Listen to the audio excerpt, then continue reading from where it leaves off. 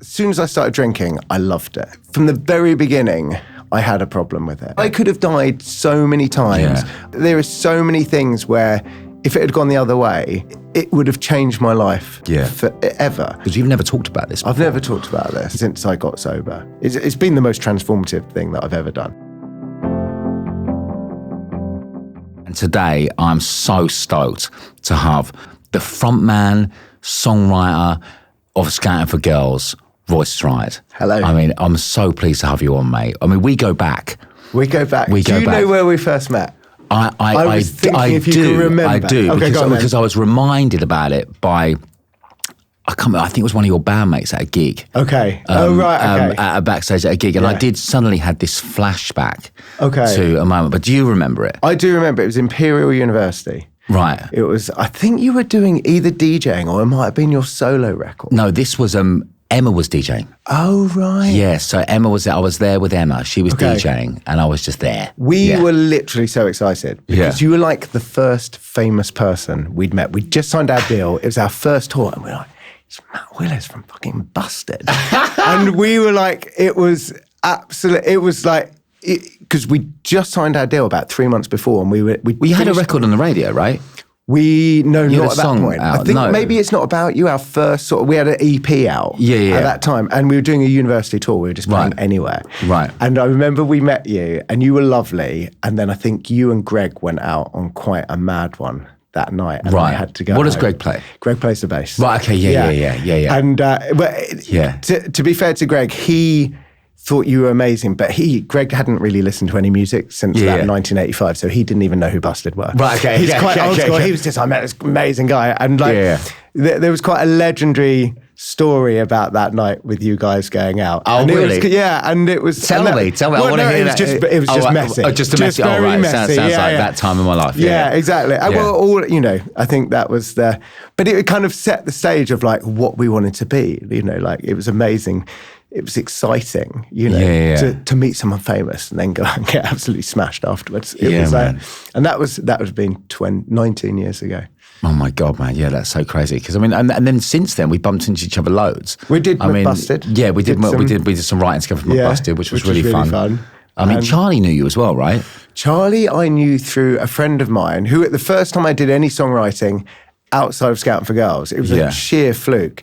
A friend of mine was called Josh Wilkinson, and we wrote a song that ended up on a One Direction album. And Josh was really good friends with Charlie from school. They went to the same school, and my manager went to the same school as Charlie as well. Right. And so we sort of knew Charlie through. I had some nights out of Charlie as well. I can imagine, heavy as so well. have I. So we've done that, and then obviously we've done, in the last 3 or 4 years, we've done quite a few shows together. We've been loved playing with you guys, supporting you guys, across the country. Since mate, it's been a joy having you on the road with us. I'm so glad. Mate. And you are, and as a live band goes, you guys are fucking awesome.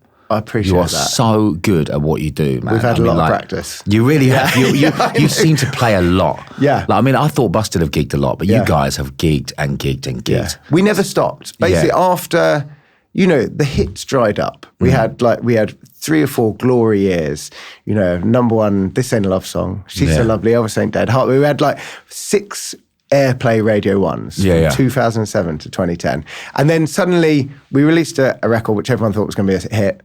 It didn't do anything. And then suddenly, no one at the record label was picking up the phone. And so we kind of just went back to basics and we were like, let's just gig and become the best live band we could. The whole point of getting a record deal, what we really wanted to be was just, we grew up in the 90s and sort of Oasis, cigarettes and alcohol was like, cigarettes, alcohol, music. That's all we wanted to be. It was being a band with our mates, get paid to travel around the world, play music and have free booze. And party whenever we wanted. I mean, that was my dream too. Yeah. Literally when I think about it, the only aspirations I ever had was to play a show in Southend and have a rider and girls to come. Do you know what I mean? That was like the biggest dream for me. I think pretty much. And it kind of worked out. Yeah, well, it did, but in a much more elaborate way. I mean, and obviously, like we're gonna get into it now. Like I think it's fascinating for us to chat about this because obviously we've known each other for a long time,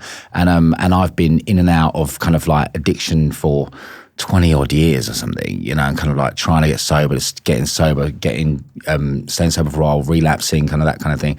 And the road has played a massive part in that. Yeah. I said the road, that's such a cliche word to say, but like being in a band has been difficult. Like it's not like I'm lucky enough to say it's not anymore. Yeah.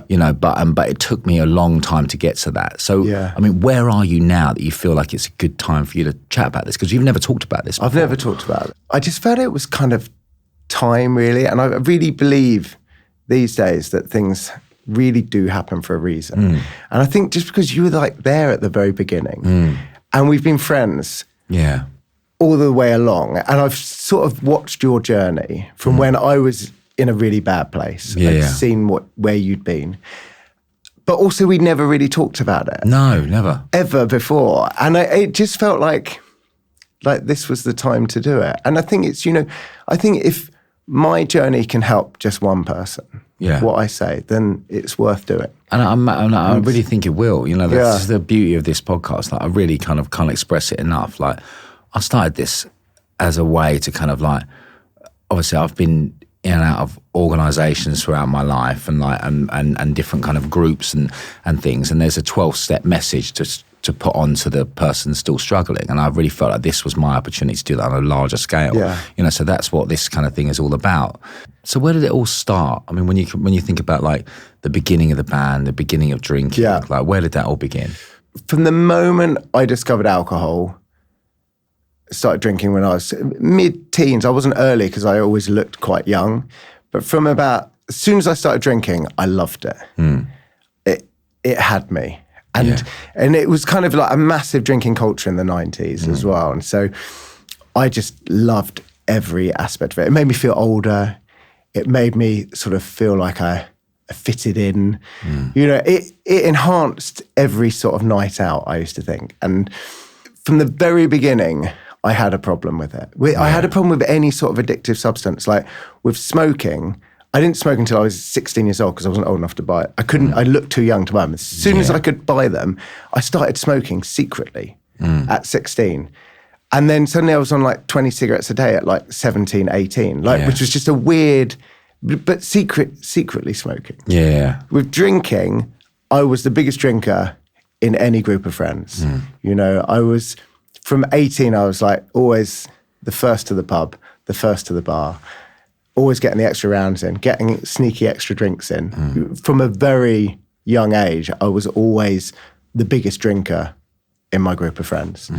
And, that was sort of an early warning sign. And that was like from around 17 to when I stopped when I was like 41. I was always the biggest drinker. I was really social. I loved that aspect of drinking. And at the same time, I also loved drinking by myself. Yeah. And so like I would go to the pub, have loads of beers with all my friends, and then I'd come back and I need to wind down. And the only way I could wind down is to like sit there watching TV and drink like another four beers. Yeah. And I did that for like 25 years. What I found really interesting in what you just said was that it made me feel like I could fit in, like I did those things, because I resonated a lot with that because I felt the same. So did you feel like you didn't fit in?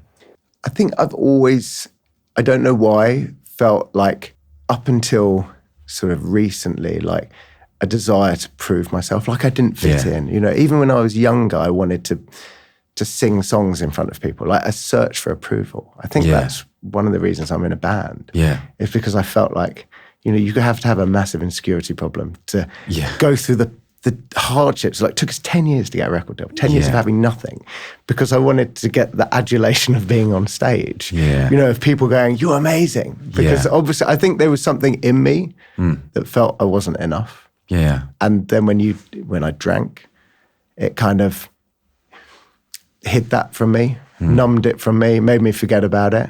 I think it goes hand in hand, wanting to be like a successful musician. Obviously I loved music. But there was definitely an element of me that wanted the success as a validation. Yeah. And I think As approval. Yeah. And I think alcohol was definitely a way of hiding away from that. You know, I felt, I didn't feel comfortable in my own skin sometimes. And drinking just, you know, hid all that for me. I mean, I think lots of people will resonate with that. I mean, I hear it a lot, this kind of feeling of being uncomfortable in your own skin. I always had it. I always felt like a bit of a dick, you know, and I always felt like people thought I was a bit of a dick, you know. But then I had a drink and I probably acted more like a dick, but people seemed to like me. Yeah, you know? I was like, oh, cool. Or you didn't care. Or I didn't That's care. the thing. Yeah. But like, it was so weird. Then I thought, I had to have a drink because otherwise I'm nothing, you know. So it's like this weird kind of like, I don't know, superpower in my pocket. Yeah. You know, it's like this little thing, this little trick I've got, and then I can become someone.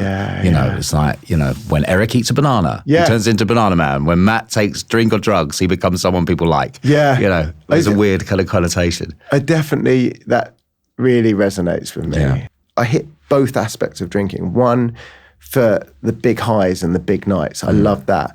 But then just drinking by myself to like sort of, you know, my brain sometimes feels like it's going 100 miles an hour. Yeah. And so to be able to turn off my brain, the only way I could really do that was drinking by myself. And so there was two aspects. I was a really massive social drinker and I was a really massive solo drinker, you know, by myself, late at night, come in from the pub and then stay up till 2-3 o'clock in the morning just drinking by myself. Or even if I was working in the studio late, start drinking and then just carry on. Like the work would get less and less and it would just turn into a solo drinking session. And it kind of crept up over as the years went by, my consumption it got to, you know, pretty staggering proportions. You know, it's like where it just became unsustainable. I mean, did your bandmates know, or is it hard? I always find this confusing because, like, if you're in it, and behaviour is going on everywhere, it's very hard to spot anyone that's struggling. I think so. In the music industry, it's really hard to kind of like if someone's like I've been on tour with people now, right, where I'm sober. And eventually something's happened and I've had to have a chat with someone. I'm like, I did not see this. You know, because it's happening everywhere, it's hard to spot. Did you find that? Totally. Even when I stopped, there were old sort of crew members who came up and said, you never had a problem drinking. You were great fun. You know? And I was like, I was, you know, and I would be because I would still be there. You've gone to bed. And I'm still there for another 4 hours up. And you don't know how I'm feeling the next day or how that impacts my sort of relationships. Absolutely, my work. And so, and I was quite high functioning. You know, I sort of, you know, it never really, it did affect the gig, but it wasn't like I put on awful shows. I never got on stage and everyone's going, he's hammered. There's definitely shows which I did where I could have been better, but I was really, you know, that was like one of my last straws. You know, I thought if it ever affected the show, people's enjoyment, but I was just a wreck either side of the show. You know, by the end of the drinking days, it just. And I mean, how was that with relationships, like with the band? With the band, it was fine. Like Greg, you know, Greg has been on his own journey with this. Greg currently isn't drinking. I can't really talk for Greg, but, of course, you know, but he has a more moderate level. But we were both very similar. And we both loved a night out, as you know, that first night out he had with you. And we had some, you know, we had some really good times. You know, and I'm not one of these people who like thinks it's all bad. We had some amazing big nights out. And I think he's sort of recognizing, you know, he's on his own journey with everything. I don't think Pete is just super moderate and super chill and just goes on with everything. But we did create a whole, around the band, this whole laddie drinking culture. So there was always somebody on tour who was up for a big night. Great. And so you never, like, so I would be every single night. And people would be like, some people would be going to bed early, but I would be every single night. And there's always one of them who will be able to pick up that night with you. There's always one person who will be, because every single person was up for a massive night. And that's a good way to hide because then no one's seeing every night. No one's seeing one night out of 4, one out of 5. No one knew. And they just, honestly, it was all put down to like, they're just lads on tour for many, many years. And it's quite interesting because on that side, like the massive caning side, which would generally I did get away with, but like sort of maybe once every year, every 6 months, something fucking awful would happen. Something potentially life-changing. Yeah. But for the grace of God, didn't. Yeah. Like, I didn't die, you know? And that happened like from when I was like, this is where I knew I had a problem, because like, even from the age of, from 18 to 41 when I stopped, at least there would be something horrendous that happened once a year. Like I fell off the balcony of Hammersmith Palais, literally all the way, like clubs, I fell down steps, you know, I got beaten up so many times for just being a drunken idiot in the wrong place, wrong time, you know. I once woke up, my bad things was like, I would go to bed and then sleepwalk drunk into out, like trying to go to the toilet, and then I would wake up in weird places. So I woke up in an alleyway in Glasgow, like a mile away from the hotel, my God, just mate. in my boxer shorts. And Like I once woke up in a house I'd broken into to go to bed. really, dude. I couldn't find the hotel. So you just kind of... And I was like, where the what have I done now? And like, fortunately, I think we were abroad. It was like Gibraltar. I can't even remember where it was. It was a big night. And sort of opened the door. Like there was no one. I think it might have been an Airbnb. I have no recollection how I got there. And I came out, and the hotel was across the road. So I couldn't even see that. And that was which is a funny story, but actually it could have been, like that could be breaking and entering in prison cell in fucking Spain or totally. something. Yeah. You know, so I could have died so many times. There are so many things where if it had gone the other way, it would have changed my life forever. And I could, probably 5 or 6 occasions where I was lucky not to die. And the thing is, it was all laughed off as Roy loves a drink. He's such a laugh.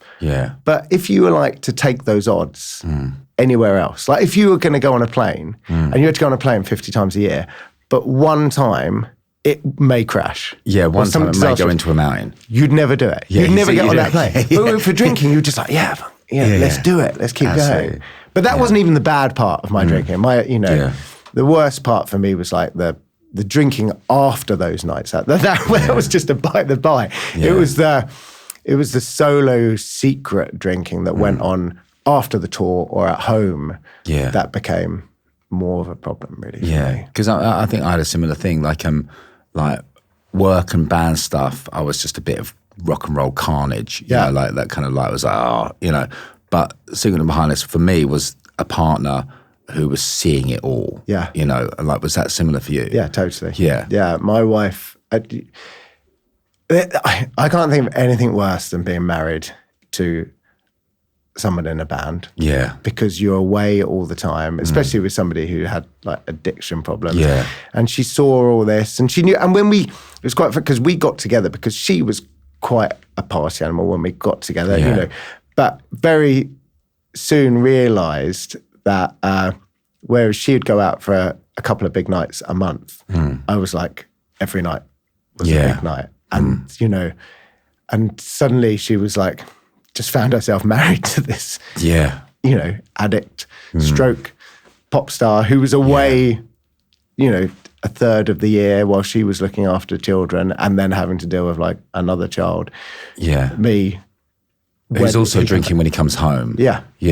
And it became, that was the worst aspect probably of the whole thing, is it really became, our marriage became really difficult because she was, you know, she understandably hated me drinking. And then I was almost quite defensive about it, like I'm going off and doing these shows so that we can live here and, you know, and so it became a huge source of sort of pain in our marriage for a long time. And because, you know, alcohol is so devious. Addiction is so, it's so devious because I didn't blame the addiction. I blamed my wife for what was going on. I thought she's trying to control me. She's trying to, you know, stop me having a good time. And she was just worried about me and having it so difficult to live with somebody who was drinking as much as I could. This is a paid advertisement with BetterHelp. Guys, for the next 3 months, On The Mend is partnering with BetterHelp on something called Say It Louder. Because the truth is, a lot of us were never taught how to talk about what's going on in our heads. We just get on with it. Keep it moving. Don't make a thing of it. But it doesn't disappear. It builds stress, pressure, anxiety, and eventually it all comes out in ways maybe you're not so proud of. And it's usually not one big moment either. It's the quiet stuff, the things we don't say, the things we push down. Over time, that adds up. That's why this matters, because 60% of UK men who sign up for BetterHelp cite anxiety as a reason for starting therapy. According to internal BetterHelp data, that's 60%. This show has always been about being honest about what's really going on underneath, and Say It Louder is about making that easier, not just once, but properly over time. Not because something's wrong with you, but because having a space to actually say it out loud, for a lot of men, that's the first time it's ever happened. If you want to take that first step, you can sign up and get 10% off at betterhelp.com/onthemend. That's BetterHelp.com/onthemend. Life with my family, work, and everything else can get a bit chaotic, but staying on top of my health is one thing I know that I can control. For me, it's about keeping it simple and consistent. That's where Vitals by Heights comes in. When I look at my diary, it's packed, right? With kids, the podcast, shows, everything else, it's easy to let my health slip down the priority list. But I've learned that staying consistent with the basics, like my daily health routine, keeps me going through the chaos. 2 small capsules each morning give me everything I need to stay energized, focused, and on top of my game. No complicated routines, no hassle. I need simplicity, and Vitals takes the guesswork out of maintaining my energy and performance. Whether heading for a full day's worth of On The Mend records or chasing after the kids, I know I've got the right fuel to keep up. If you want to make health simple and consistent like I have, click the link in our description and use code OTM20 to get 20% off your first month. If this episode rings true for you or someone you know, please do share it with them. It could be more than you think. And then that sort of brought about, where I'd be secretly drinking. Because I would come back from tours just ruined. Or even like if I did a show and then come back in the morning, when you're just so brutally hungover, you can't look after the kids, Yeah. And so it became this big source of argument between us, so that I ended up doing more secret drinking and just, pretending I wasn't drinking. I used to do mad stuff like fill up, like when we were at home, because she would not want me to drink at home. So I'd either make excuses. We had a studio next door, so I'd make excuses to go to the studio, so I had to work. And literally, I'd just go to the studio, wait till she went to bed. Studio is a perfect place for an alcoholic. It's just a dream. Yeah, it's literally, you lock the door. Yeah, like, don't disturb me, I'm recording vocals. Exactly, yeah. Don't get in the way of creativity. Yeah. And just get absolutely fucked. Yeah. And that's what I would do most nights. I wait for her to go to bed, and I'll go to the studio, and then, and that became more and more common, and it became... It almost broke up our marriage. Yeah. Understandably, I don't know how she survived it or why she's still with me, because it became such a big thing. And the secrecy that went into it. Like for about a year or so afterwards, I was finding empty bottles which were hidden around the house. Empty bottles of wine or gin or cans, just in drawers. You'd be looking for something, and there's 4 crushed up cans of Stella. Mad stuff. Yeah. That happened. I would fill up non-alcoholic beer with normal beer. And I'd be like... That's such a clever thing to do. I've never heard that story before. I thought I'd heard them all, but that is really fucking clever. Aren't we amazing? I would go to the shops, and I'd be like, I'm not going to drink tonight. And then it'd be like, I'm just going to the shops. And I would come back, because if it was just one beer, it'd be fine. So I'd come back and say, I've just got 1 can of beer.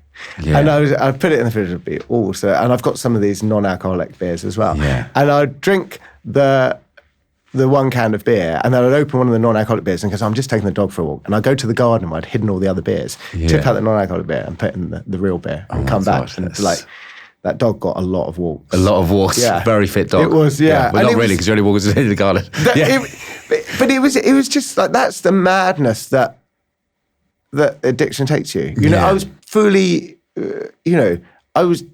I would have probably at that point chosen alcohol over my wife or my family at that point, you know, and felt and reasoned with she was trying to control me rather than I was being controlled by I had the same thing many times. Yeah. I think she's getting in the way of this. You know, she doesn't want me to have fun. She doesn't want me to have fun. Yeah. You know, like, and really, she just fucking was distraught and loved me. You know, so it's you know, and trying to deal with this thing. You know, I'm like, I think she's trying. Yeah, it's trying to control me. I used to think those things too. Yeah, so crazy. And I remember, like, at one point in my wife's parents' house, because we used to go to her parents' house quite a lot. I hated it because they didn't want to go out. They just wanted to sit with each other and hang out and watch telly and drink tea. For someone with an addiction problem, that was hell. You know, because I couldn't drink, and I was like, so I got a bottle of squash, which I knew they didn't like.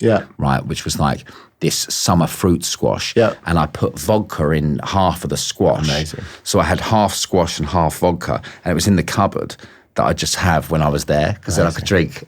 That's the madness. Isn't it the madness? Yeah, I'd organised this whole thing, you know, like, and that was okay. But that was okay. Yeah. Her not wanting me to drink was her controlling me. Yeah. How fucking crazy is that? That's the thing. How fucking crazy and that's one of the greatest things about being free from it. And also, even then, like, the fact that you had to think about that. Yeah. And you had to do it. And also, that wouldn't have been enough. You know, you'd still go to bed like, that's not quite enough. You know, that wasn't quite enough. It's crazy. When you think about all these, right? When you think about everything we do and the reasons we have behind it, I've searched for a while, but do you feel like there's a root cause for alcoholism, for addiction? Do you think, like, for you, there's something you can trace it back to? I don't. My father is very moderate. He has like one pint of beer or one glass of wine, you know, a couple of times a week. My mum had definitely, she died about 10 years ago, and towards the later part of her life, she was an alcoholic. Right. And so I do feel like, part of me feels like it's just in some people.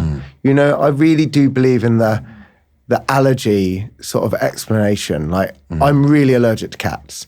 Yeah. And if I get anywhere near a cat, like, my whole face explodes. I can't breathe. And I kind of feel like I have a similar thing with alcohol. If I have one drink, I want another. And I just will then have another, and then I'm drunk, and then I'll just keep going until I pass out. Yeah. And I feel like it's something, I think there's an element of biology in that addiction.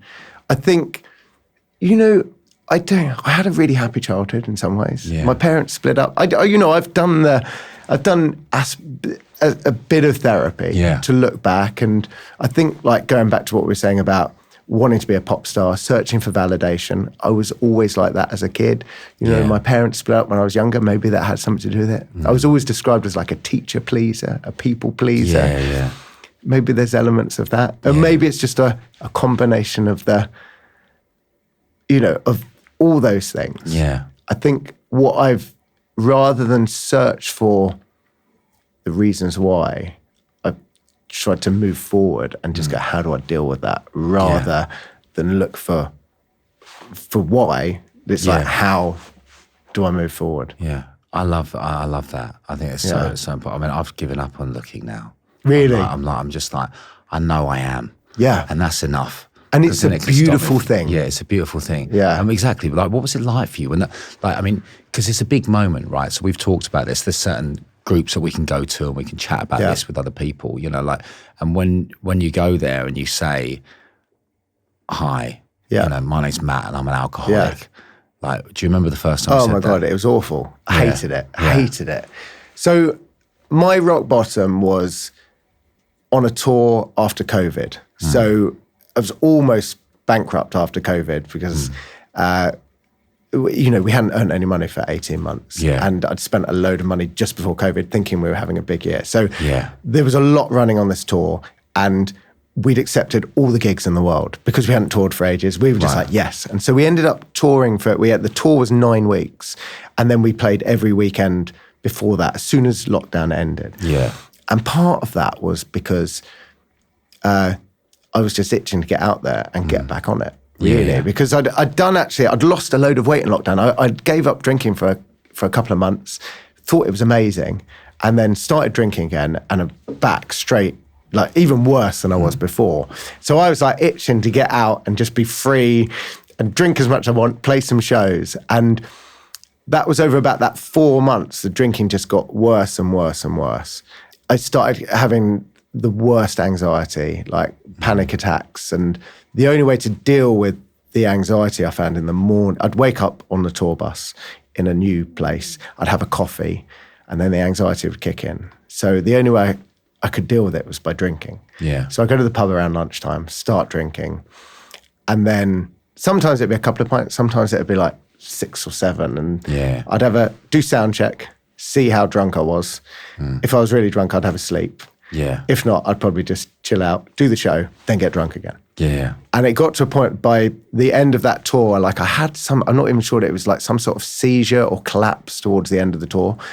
And the band were like, you need to see a doctor. And I was like, I don't want to see a doctor because the doctor's just going to say, how much you're drinking. I was probably drinking like 20, 30 drinks a day. And I got back and I was on stage and I just felt like I was going to either die. I was like 3 or 4 stone heavier. I was carrying a lot of weight. I had really high blood pressure from the literally drinking all this.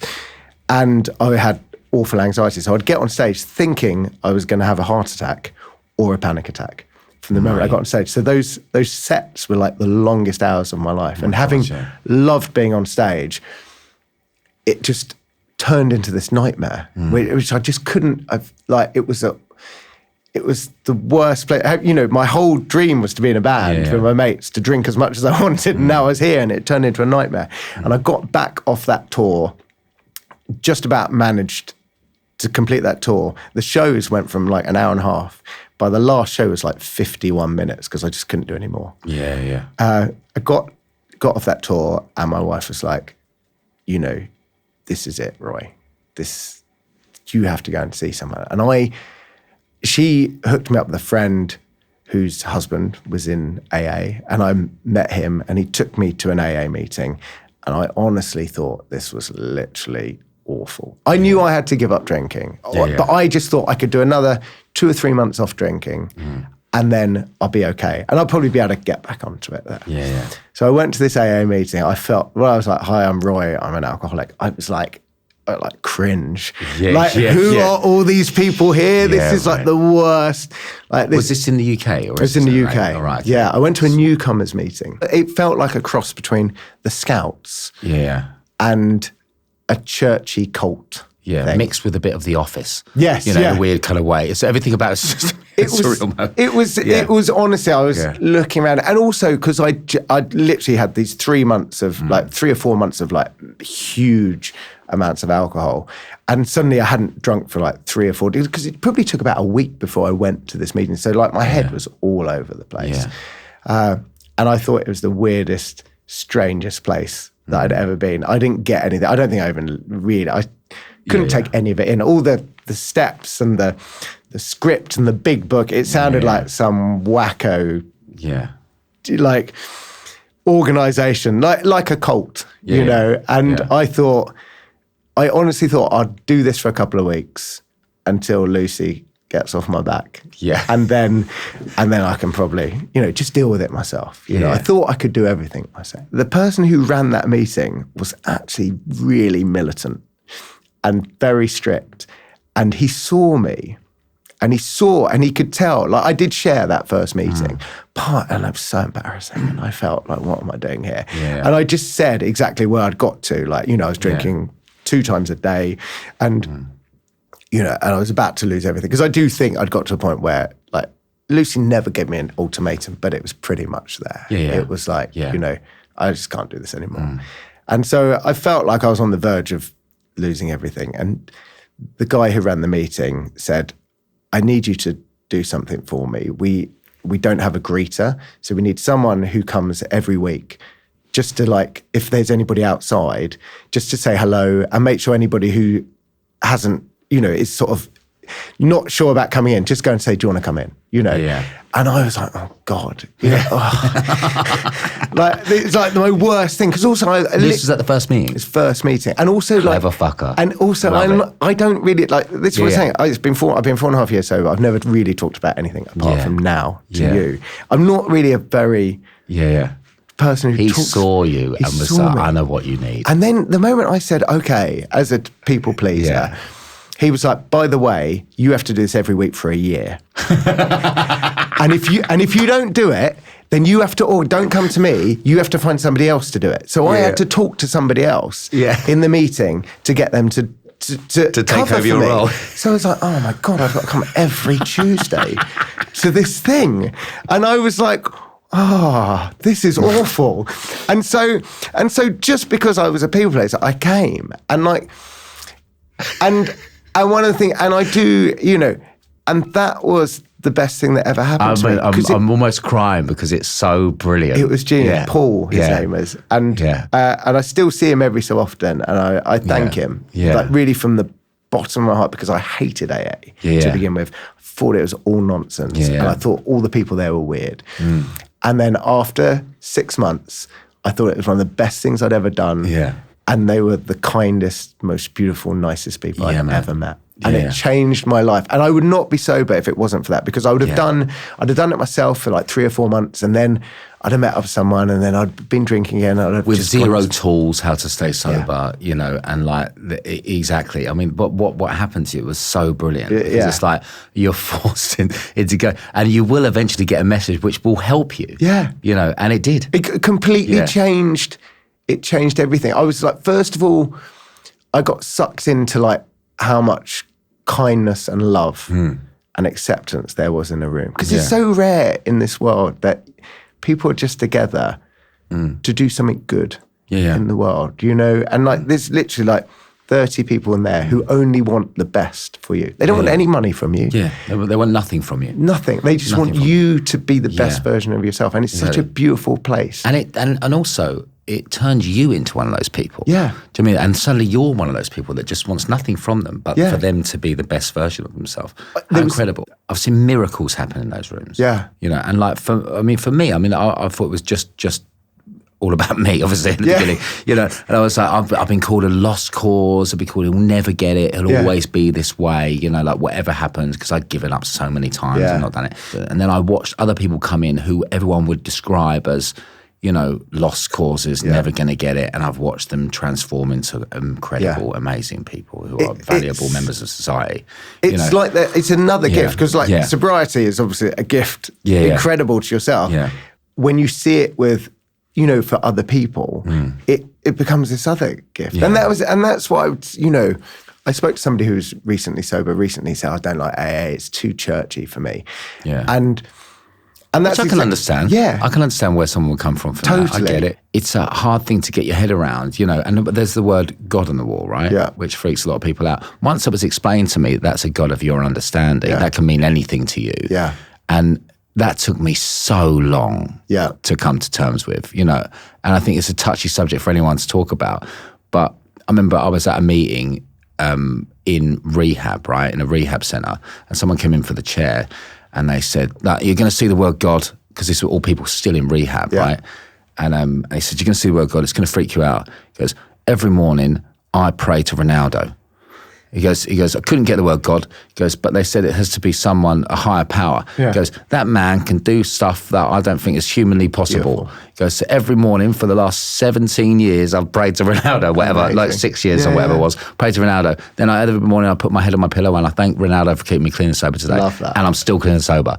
Amazing. So I was like, great. So it can mean whatever it means for you, right? Exactly. And I think that's the thing with, you know, they say look for the similarities rather than the differences, and you find the bits that help you. And I think as I did it, as I got more and more into it, I basically, I sort of, after about, when I realised I was going to have to keep doing this, after about sort of 2 months, I was like, well, let's just go for it. Let's just for a laugh, put in as much to it as I put into my drinking. You know, and really sort of go for it. And then also to the bits that help me, use those, and the bits that don't help me, maybe come back to. you know, because I do feel like, you know, as I went through my journey, there are bits which really resonate at different times. Yeah, absolutely. And there are bits that you just don't get. And it doesn't matter. The most important thing is just keeping it one day at a time. Right. You all know how much it matters when something or someone is there for you when you're not doing too well. It might not be to fix everything or to suddenly make life perfect, but just to help you get through that moment without feeling completely on your own. It might be a place you can go, a person you can talk to, or a service that actually understands what you're dealing with. And the truth is, a lot of that support doesn't just appear by chance. Thanks to postcode lottery players, funding is raised for charities and good causes that provide that kind of help every single day, quietly supporting people through things like mental health struggles, addiction, and everything in between. It's the support you hope is there if you or someone close to you ever needs it. Funds raised is a number that's hard to grasp, right? You can't really picture £1.7 billion, but you can picture a breakfast club making sure kids start their day ready to learn, a mental health service being there for someone when they need it most, or a youth program building confidence in the next generation. If you want to see all the great work they're doing, just click on the link in the description to learn more and see how their Powering Hope Together initiative is making a real difference. Postcode Lottery manages lotteries for 20 charities. A minimum 30% of each ticket price goes to charity. 18 plus, conditions apply, not available in Northern Ireland.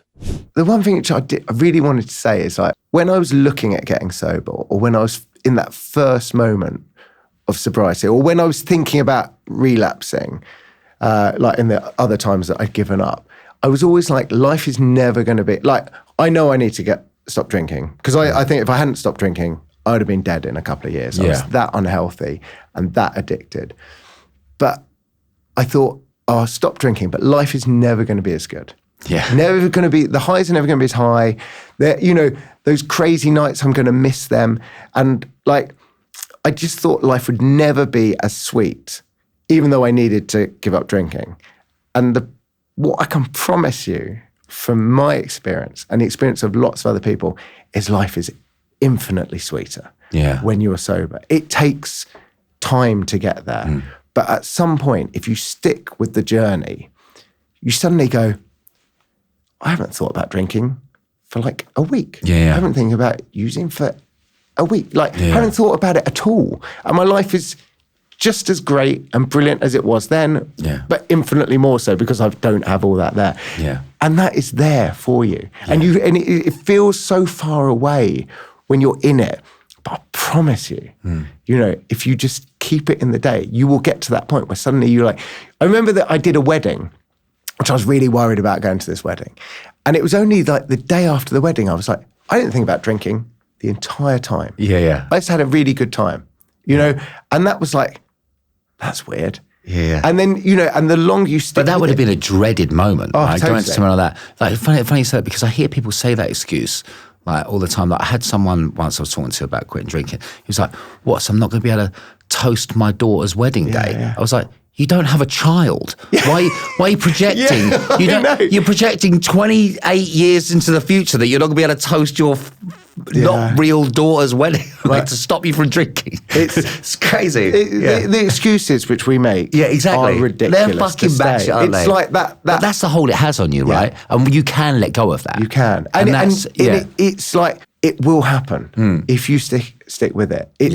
You know, it's been... I think it's such a really important message to get across. We've never really talked about, because you're so right? Like, I remember going, fuck, I'm gonna have to be sober now, because I can't. I'm gonna die the next time I drink. I know I am. Like, the next time I have a drink or a drug, it's the end. You know, every time I do it, it ends exactly the same way. Shit. You know, okay, boring life forever. That's what I thought. Like, okay, but then I promise you, like, most weeks of my life are pretty fucking awesome. Do you know what I mean? Like, if I add up the week, I'm like, it's a pretty fucking awesome week. You know, there's no moment of, oh my God, I'm the king of the world. You know, but there's also no moments of, I want to kill myself. You know, so like, it balances out. And I'm like, actually, there's a pretty sustained week, which is awesome. And I have a pretty cool life, which I love every day. You know, that's a really cool way to live. Which never would have been here. Never would have been here. If you'd have been drinking. Exactly. And I honestly believe I'd probably be dead by now. If like how much I was drinking. When I was drinking, it was like up, down, up, down, up, down, up, down. And the ups became less high and the downs became lower and lower until you're going to hit there. And so it's like this, when you first start, you'd have this massive up and down, and as you carry on. And now my life has just literally it's gradual. It's a beautiful thing. And there is no massive lows. Yeah.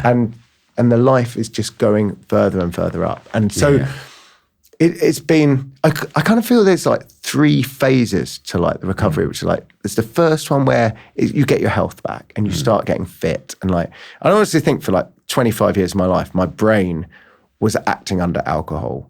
Either I was drunk or I was hungover. I think for about 20 years, I was drinking at least every day or every other day at some point, not even if you're just getting hammered every day. There was at least, my brain just didn't work properly. And then, so that's like the first thing, which happens quite early. And then there's like the freedom from the addiction. So you don't have to, you're not worried about, you're not secretly drinking or going to a wedding thinking, how drunk can I get? How drunk am I going to get? Like, am I going to ruin a wedding again? Ruin some weddings. But then there's like the third thing, which is like finding the true source of joy and happiness in life without drugs, without alcohol, without external stuff, without money, without and like what actually really makes life amazing. And then that's something that it was a journey that only started once I'd stopped drinking, and that's been like another beautiful phase of recovery. What really is life about? Because before it was just absolutely. You don't think about about it. those relationships you talked about at the beginning. Like, what are your relationships like now? My wife is now my best friend, and she's incredible, and we have like a really powerful friendship as a marriage, and it was just our anniversary, so 14 years married. Oh, mate, so congrats, mate. that's been the most beautiful thing, because it was really miserable for years for her, and now it's a beautiful thing to be able to get back. And I'm a much better dad. I'm a much better, being in the band, I'm a much better frontman. I'm much better, since I stopped drinking, the band has just got more and more successful. We've sold more tickets on the last tour than ever. We've just announced a Wembley Arena. Yes, and Manchester, it's our 20th anniversary. And I feel like it's all happened. So many great things have happened since I got sober. And it's not a coincidence. And it's not like suddenly you go, boom. It's just a gradual improvement everywhere along the line, and it's probably the thing it's been the most incredible journey of my life, and it's probably been one of the most, it's been the most transformative thing that I've ever done in my life. But it's been a beautiful, beautiful thing. I can tell, man. I'll tell you, resonate such an amazing message of hope, and I think so many people will get so much from it. Before we finish, I want to talk to you briefly about creativity. Because I think I weirdly had this thing in my head that I was like, I'm like, drink and drugs are the reason I'm everything. I'm like, how am I going to create without it? How am I going to do that? And you've obviously got a brand new album out, right, which is called These Are the Good Days, which I love. It's very AA. There's a lot of AA messages. They're really fantastic, album, amazing, brilliant. Where you're a beacon of it, man, and you're a beacon of these are the good days, right? So what was that creative process like being sober? I'm way more creative. I wasted so many years getting drunk. I used to think that I was. Occasionally, I'd think, you'd do a session, quite drink-fueled, late-night session. You think it's amazing. And you wake up in the morning, it's absolute listen back and it's bollocks. Dog shit. It's like the worst. And for me, it's always been a barrier to creativity. I lost literally so much. I went on tour with 1D, where they took some writers and some producers around with them. We stayed in like the hotel they were staying in, and those guys worked hard. They would do the show, and then they'd come back to, like, we'd make a little studio in the hotel rooms. They'd come back late at night to like record vocals or write songs.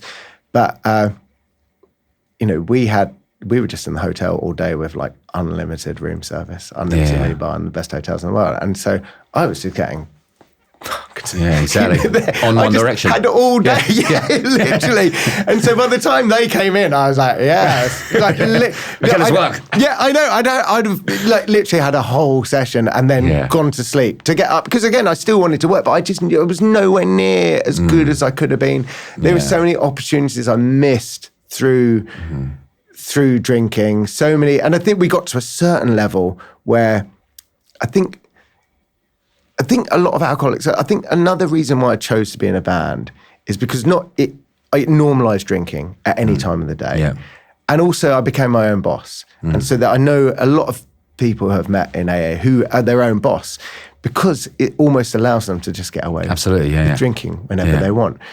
And you just become no good at your job. You're just this constant juggling act of like dealing with getting hammered and doing your job. If you're trying to be a functioning alcoholic, and it's just this, the addiction always wins until you deal with it, you know. Yeah, I think you're absolutely right. I mean, and also something that not many people talk about is that songwriter world. Yeah. Right, I've dipped my toe in that world a few times. Like, I've been to a writing camp once. Yeah. Well, we did a writing camp. Well, we did with Busted. That was kind of like a writing camp. Yeah, and like a few of those kind of like ones when they rent a house in the middle of nowhere and you go and join loads of other writers. Oh my God. And like, it was just a fucking booze fest, you know, just an absolute carnage fest. Every time I did it, you know, and I've never done one sober, you know, because I was like, fuck doing that. We did one where they had Real World, so it was super expensive, beautiful, one of the best studios in the country. Yeah. And they paid, the label had paid for me to have a hotel room in the pub down the road, and literally I never used that room once. Really? I woke up in various beds, floors, studio floors. It was just like and we could have written some amazing, if I was sober, I'd have probably written an amazing song. Yeah. But I was just but I found like the whole, it's a great excuse to use. And I used that to my wife for years. I have to go in the studio, you know. You don't understand. You don't understand the pressure I'm under. Or exactly. This helps. This is the process. Yeah, exactly. Everyone is doing it. Everyone's doing it. And, you know, I have to go and, you know, inventing like writing trips or going on writing trips or sessions just because you know that it's just going to be like a massive session. I had a studio in Watford, right, which I rented for 6 months. And for no reason. Yeah. Like, I wasn't doing anything apart from taking drugs. Yeah. You know, but I explained it to my wife that's where I was going to work. Yeah. You know, it's just like fucking crazy. No, because we shared a guitarist. Nick sang. Yeah. And he was like, he was caught between you and me. Yeah, oh really? Oh God. Oh, no. And I think by the time, I forgot Nick came to that studio. I know he did. Oh my God, when I was off my head. Fuck. Yeah. Oh my God. I need to fucking call Nick. I forgot about that. Right, okay. Yeah, and I, in fact, when Nick started with us, I was, he's known me both before and after. And so, you know, it's, you know, people get caught up in it. Yeah. So, but we just have to tolerate us. I've had some studios, where it awful shit. I had this studio in Streatham that had it was such a dump. It was like a hovel. They had no electricity. They had wired it off of the lamps outside, and it was full of asbestos and damp, and it was just like a crack den. And it was just, and I would go there, literally lock the door, literally, you know, until 5 o'clock. And I used to treat it like a 9 to 5, but it was literally just a place to go and get. Place to go and get hammered. Yeah. By yourself, by myself. Yeah. Like it was just mad. Yeah. Like where it takes you. Yeah, it is crazy, isn't it? Yeah. I mean, first of all, thank you so much for coming on and sharing everything, mate. I really appreciate it. I mean, it's so good to speak to someone who I can relate to on every single level. Yeah. That's kind of, because having never done it before, when it felt like if I was going to ever talk about it, you would be the only person I'd probably do it. Yeah. Do you know? It's quite a mad thing. I massively appreciate it. And I think loads of people get so much out of it. It's a difficult question, but if they if you could give them one piece of advice, right? If they're struggling, they want to give up, they want to stop, but they don't know how. Yeah. What would that one piece of advice be? It's doable. Yeah. It really is. And and as I said, life will be infinitely better. You think that it's going to be awful and it will never be as good, and life will be better. Reach out, talk to people. Just, if you don't get AA, just keep going. Just keep going back. And even when it seems batshit crazy, just keep going with it and just keep it one day at a time. Yeah. I think that's a really good message, mate, because it's so true. And they say these things, right? They say, keep coming back, it works if you work it, right? Yeah. I used to get so annoyed. I know. It used to piss me off. It used to be, shut the fuck up. Yeah. I don't want to, and this sucks. Yeah. Like all this kind of thing. But I did. Yeah. And magic happened, and my life transformed beyond all measure, and they're so fucking right. But I wanted to fight it for some reason because I thought I knew better. And I don't, There is a happiness that comes from people who've done it and who've got that message. And there are so many people, and so many of them never understood it to begin with. Yeah. And you just have to keep, I think it becomes undeniable when you see people in recovery. They kind of have a glow about them. Yeah. And I've met so many people from every walk of life who've got it and it's transformed their life, that it becomes something where, if it is a cult, most cults take all your money and take you away from your family. Yeah. This does the opposite. Yeah. It gives you your family back and stops you wasting your money. Yeah. And you just got to embrace it. Absolutely. It really, because I was, nobody could have been more skeptical than me. They literally had to make me go back. Yeah. And if you open your heart to it and give it as much as you gave to your addiction, just allow it to change your life. Yeah. Just give it everything. And you don't have to get it on the first go. No. And just keep coming won't. back, because It took eventually, months and months. Yeah, absolutely. Yeah. I think that's the problem sometimes. People just think, oh, right, no, this ain't for me. Yeah. I was like, you've got to keep going at it, mate, for a while. It's like going to the gym once and expecting to have a six-pack. Totally. It's going to take time. You're going to have to build it up, Try different meetings. Yeah. If that one doesn't hit, try and find somewhere where you find people who are kind of like you. Yeah. And talk to people, get a sponsor. I have the most incredible sponsor who kind of, again, like the person who made me be a greeter, he kind of asked me to go for a coffee. I was like, oh God, weirdo. Yeah. Let's talk about this. I was like, oh, okay. and then it turned out that he had no idea who I was in a band. And so we had this meeting and I told him who I was. And he goes, did you do that song, This Ain't a Love Song? Yeah. I was like, yeah. He goes, that song meant so much to me. It literally got me through one of the hardest periods in my entire life. Oh man. And he'd never really followed the band, but he just knew that song. And and then in return, then we had this, he's an amazing person in my life. Incredible, man. Yeah. That's beautiful. Right, so we're now going to do music to remember. So I've got some questions. I'm going to ask you about certain music and what it means to you and if it spurs anything in your head. Okay. So the first question is a song or a piece of music that helped you through a tough time. Night Swimming by R.E.M. Right. R.E.M., one of the first bands that got me into music. And there are so many songs, there's so many songs I could choose, but they were the soundtrack to sort of my growing up years. And that's the most beautiful song, I think. Right. One of the most beautiful songs of all time. A song that means something to you as a child or meant something to you as a child. I remember Everybody Wants to Rule the World by Tears for Fears. Yeah. Being in the back of the car of my dad driving me to get the sweets. Yeah. It's probably the beginning of an addiction, actually, thinking about it. Still addicted to sugar.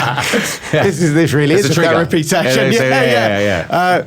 But yeah, we used to go every Saturday, and it was like one of the key CDs we had. He was a massive Tears for Fears fan. And I actually took him to see Tears for Fears. Wow. A couple of years back, which was like a really lovely, lovely moment. We used to listen to that album a lot. Amazing. Right, a song or a piece of music that means something to you now. I had to look this up because this is a really new song by a singer-songwriter called Aaron Rowe. It's called Please Don't Hate Me. I heard it only recently, and from the moment I heard it, I was like, this is like a a generational voice. I thought, this is the most beautiful thing I've heard, and it's a really honest lyric. And I sent him a message. I actually saw I sent him a message on Instagram thinking he's going to be so thrilled to hear from me, saying, well done. I think this is the greatest song. And he's on tour with Ed Sheeran at the moment. Right, so he was kind of busy, and other people have noticed him. But that is the song. That's the song. That's the song which I'm listening to a lot now. Okay, great. I'll check it out. Right, a song or a piece of music that you'll still be listening to in 20 years' time. My favourite piece of music is Love and Mercy by Brian Wilson. The live version, live at the Roxy. And the song is all about love and mercy. Yeah. Brian Wilson has had his own huge mental health struggles with addiction. And this was when he got a band back together, and he started playing live again in the sort of early noughties. Right. And it's the most beautiful song anyway. But this live version is like a small venue where you've got huge Brian Wilson fans cheering on somebody they love and who's got through these struggles. Oh my God, amazing. These addictions. And it makes me cry every time I hear it. Like, that's so amazing. As soon as he starts playing it, like I'm getting goosebumps now just thinking about it, because you literally feel the love in the room. And it's the most pretty, beautiful song anyway. It's like a Beach Boys masterpiece, which he released as a solo work. And it's just a pure song of love and peace. Great. Amazing. That's my favourite song. Favourite thing ever recorded. Okay, great. I'm going to check it out after this. Roy, thank you so much, mate. Thank you, mate. man. I massively appreciate you. Thank you so much. And good luck with everything, man. Well, thank you. Once again, guys, if you or someone you know is struggling, do not worry. There is help out there. We're going to list some very trusted resources in the show notes. Go check them out. Hope you enjoyed this episode. All the best. Lots of love. Bye. If you're still with us after that episode, you might as well follow the podcast. Hit follow. We'll see you next time.